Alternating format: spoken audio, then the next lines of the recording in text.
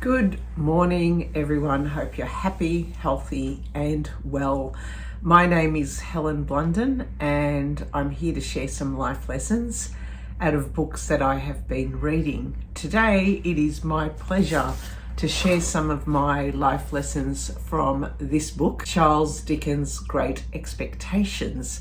Please let me know if you have read this book or any of the other Charles Dickens books, because what I want to share here today is not about what Great Expectations is about, but I want to share my process of how I started reading it, why I started reading it, and a few life lessons that I've gleaned out of it, and some surprising moments of reflection when it comes to the work of Charles Dickens, because this is the first time, believe it or not, that I have returned to his work from when I was about 15 years old, when we had to read Tales of Two Cities as an English text. First of all, I'd like to talk about why I read this book, Great Expectations, and why I started with this particular one. I had wanted to get into Charles Dickens for a long time, and simply because my own experience of his writing was based on school text, and I'm in my 50s right now, and I wanted to return to the books of my past, return to the books of high school era, see what they have to say now in my 50s. Because as a teenager, as you can understand, we all hated our English texts, and so I was no different. I probably was too naive, too young to understand what the writing was about, despite the teachers trying to get us to understand the writing. That is a reason why I've returned to the great writers and returned to some of the school texts that I had read many, many years ago. We had Great Expectations in this format. It is these sets of books were collected by my husband many, many years ago as part of a series of the great writers' companions. And it was, I'm sure you've seen it all before. Many years ago in the past, they would advertise on television different collectible items, whether they were books or toys or whatever it was. This one was a writers' series of the great writers, published by the Marshall Cavendish Fortnightly collection. If he was to collect the entire lot, it would set him back thousands of dollars. But back in my husband's earlier days, he simply picked and selected the ones he wanted to read. And I'm glad he did, because each of the books came with its own magazine. And this magazine is a curation of all the different type of writings of that author, the author's life, about their characters, about their works, about their inspiration. It really puts you into that scenery and that time and place of the book that you're reading. And in this particular one with Great Expectations, the book delves into understanding the tragedy and the triumph that was Charles Dickens' life, how desperate and poor he was when he was younger, which then shows you how he was inspired to write his works. It talks about the origins of Miss Havisham, who is one of my most favourite characters in Great Expectation, but there was another character who I'm going to talk about very soon, who I thought embodied the type of character we should have nowadays in work that we might not like and enjoy. But Miss Havisham, reading about Miss Havisham really brought up the character of this old woman in a tattered bride dress. And many times when I was reading Great Expectations, I had flashbacks to certain things.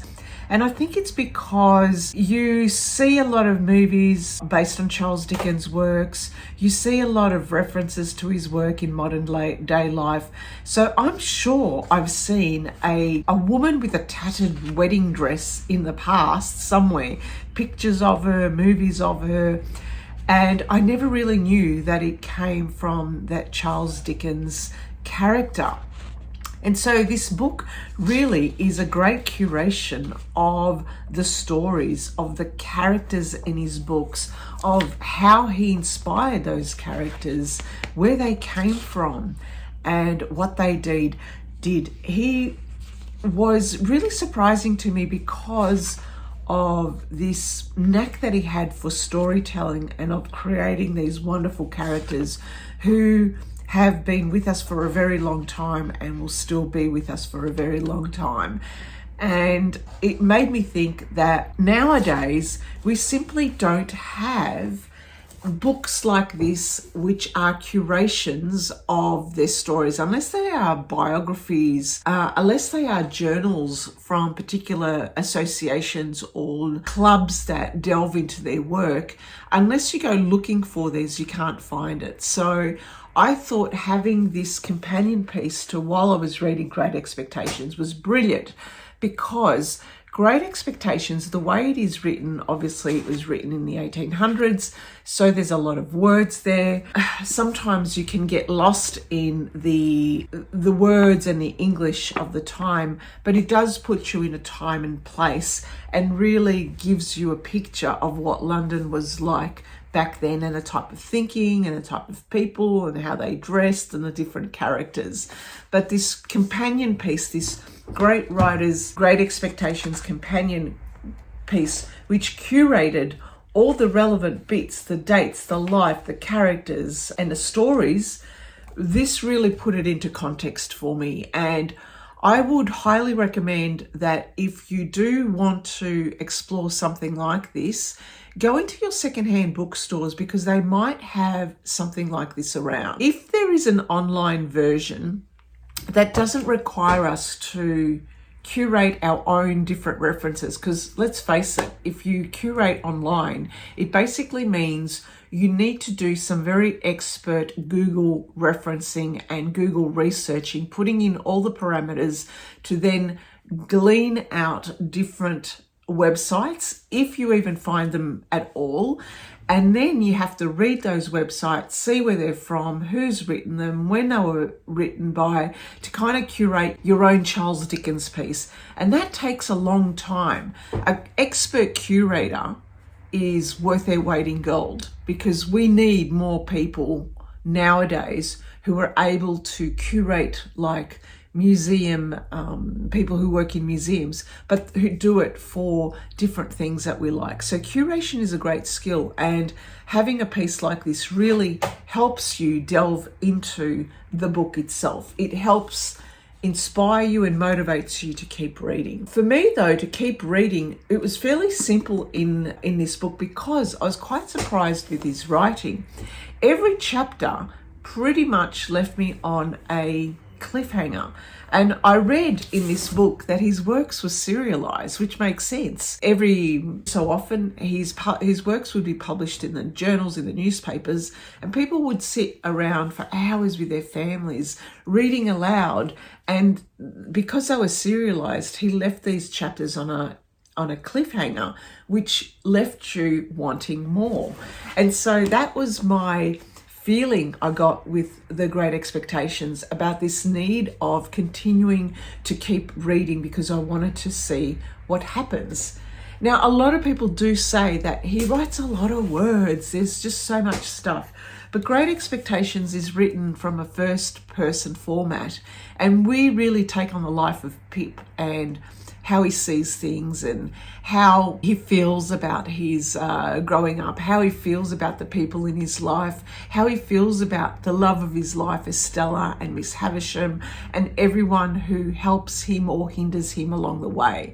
Now, I don't want to go into the story of what it's about, because there are literally thousands of websites as to what it is about. There are so many movies and renditions of movies of this book. You can easily find that out for yourself. Simply, I wanted to glean out some of my few life lessons, and the very first thing was understanding that Charles Dickens' way of writing was that he left us on cliffhangers so that we could keep on reading. And yes, it is a bit wordy, but it keeps us reading. And the second life lesson is try and find a great curator or a curated piece that allows you to understand the time and place of the book that you are reading, because it inspires you to keep on reading. Another life lesson for me was mainly a reflecting point. All the characters that Charles Dickens had written are all about some good or bad elements about the person and the various permutations and combinations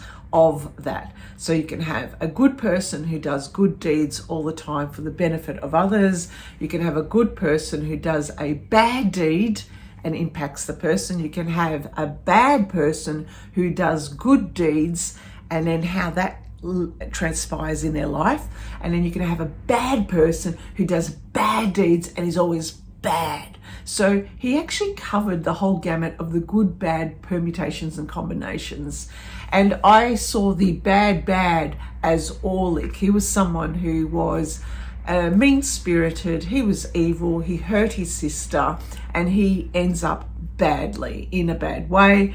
And there are also good characters, and the two good characters which really stand out in this book are Joe, who is the blacksmith and who helps Pip, and also Biddy as well. But Pip goes through his life of having these expectations set and constantly dashed, but he learns at the end of the good people in his life who do good work. Now there's a whole stack of all sorts of different characters in this book, and each of them you can have and write a PhD thesis on each and every single one of them. What I wanted to talk about here today was one of the reflection points about my aha moments with regards to the time and place of Great Expectations.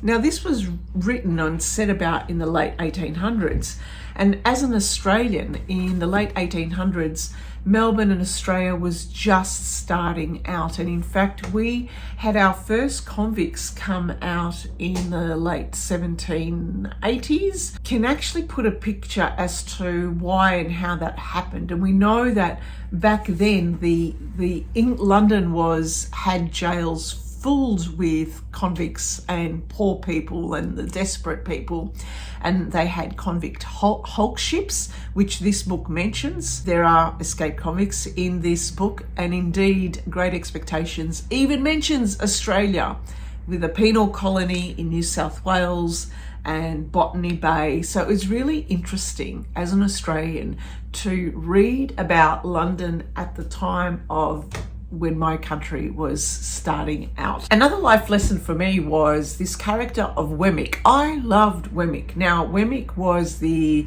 administrative assistant of Mr. Jaggers, who was the lawyer, who was the go-between between Pip's benefactor, and he was the one who gave money to Pip in his time in London. But Mr. Jaggers had Wemmick, and I loved Wemmick, and I loved his idea of being able to keep his personal life and his professional life completely separated.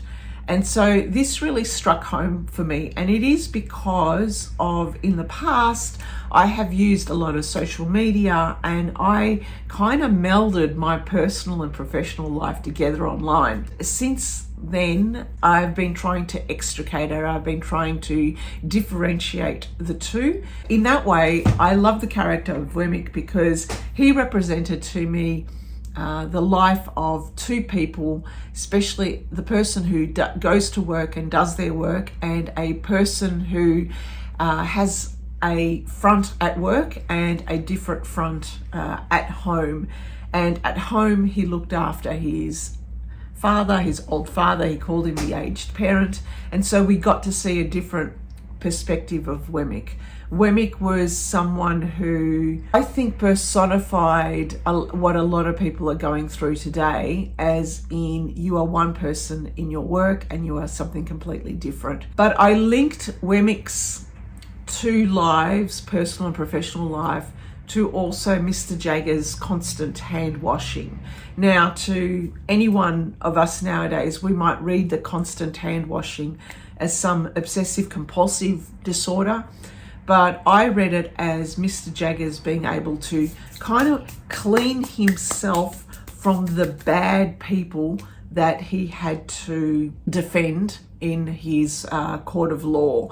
So while Mr. Jaggers washed his hands, we saw Wemmick actually have two completely different lives, and that he invited Pip to see both those professional and personal lives. So that's a life lesson for me. Now, I want to share also some of the resources that I use to be able to delve into Great Expectations and to keep on reading. You may or may not know that I am a great knitter. I love to knit, and recently I've been getting a lot into crochet. But when you're doing crafts, where are your eyes? They're down, they're at your craft, which means you can't read. And unfortunately, with knitting and crochet, you can't always read as comfortably because you got to have your mind either on one or the other.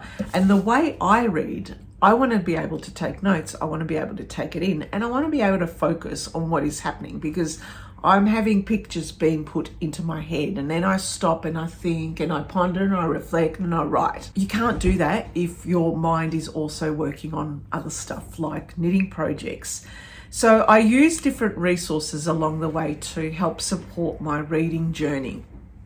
And these resources was I watched the movie Great Expectations, and I watched the 1946 movie because I researched into which movie was the closest one to the book, and it was the black and white Great Expectations, which you can find on YouTube.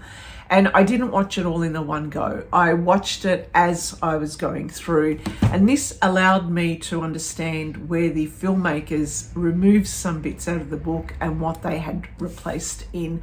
Really minor, but overall I found the movie a great help. But also when I was knitting and crocheting, hey, my ears are free. So there is on YouTube as well a LibriVox public record free audio recording of Great Expectations, and there's all sorts of different voices, and I chose one. I specifically chose the LibriVox one, which had an older gentleman reading the book, and I loved it. So while I was knitting and crocheting, I had the book going, and I would catch up on those chapters that I hadn't read.